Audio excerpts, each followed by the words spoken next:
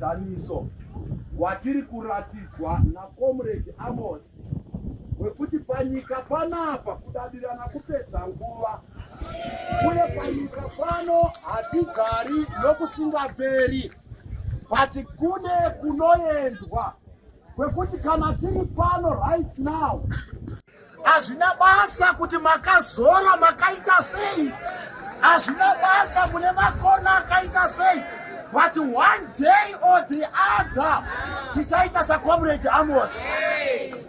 Saka ndosaka ndataura kuti kudadirana kupedza nguva. Hama dzangu, uyai tipedze nguva zhinji tichidanana, uyai tipedze nguva zhinji tichitsvaga rugare navanhu vose.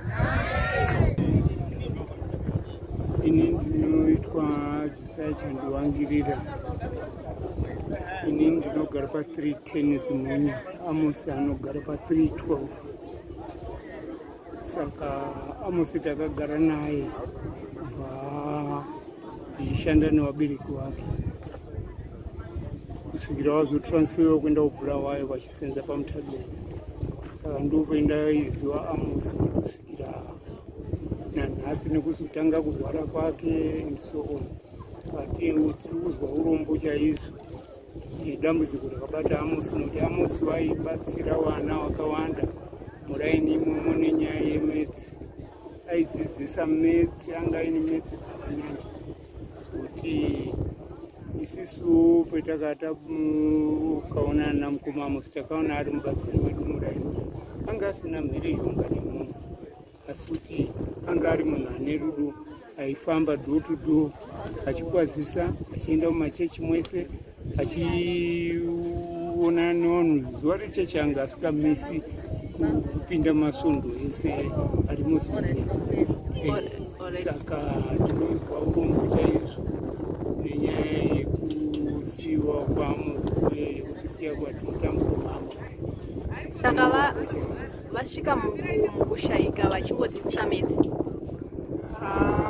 Vazhinji vamwe vana vaibatsirwa naye pano neapo, asi munguva yaachangotanga, asi vazhinji vamwe vanowitinesa kubatsirwa naye pametsi neEnglish. Saka vasina kusanganawo nerubatsiro rwamukoma Amos toti wakaruzawo, asi mukoma Amos takati tichigara nawo upenyu hwakanaka hwakasununguka, tatisina dambudziko nawo. Kana washayiwa mvura waingouya ndikuda mvura, maigara namai vangu ediso nezviri zvakanaka. Hapana munhu aikamboita mhirizhonga namukoma Amos kana kubata kupe rake. Ini ndinoitwa Maitiriri Wakizani waAmos. Ndinogara pa318, Amos waigara pa312. Amos wange mwana wanga achiteerera, ndichifunda achienda kuSamupawayo ndopakadzidza chikoro chake. Amos ainga asina mhirizhonga yekuti ukamudenda ndopaizoita mhirizhonga, uye waida muruzi. Vana vangu vamwe vacho vaidzidziswa best naAmos, vaizvozvi vakatogirajuweta vangu vachikuridza ngebesi dzavakadzidziswa naAmos.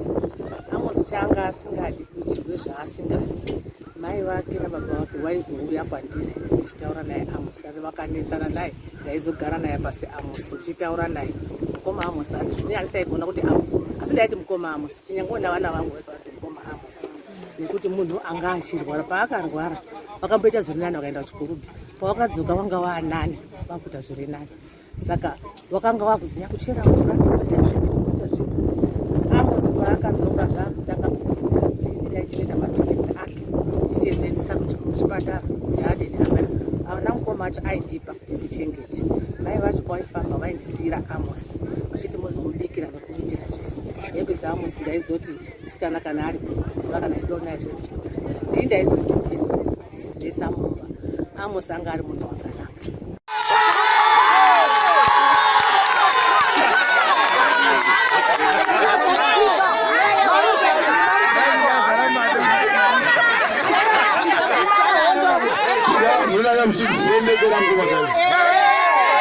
Kamsango kulafadani kokani ukani umanda fanibra.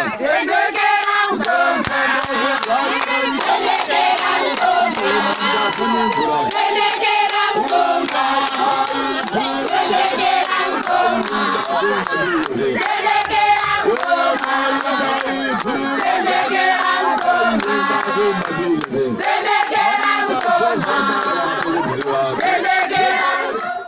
Tere brigade ko bawa do lenge to grade refen tere signal for one grade refen direction no you related with a goal we are under attack you think you know the shit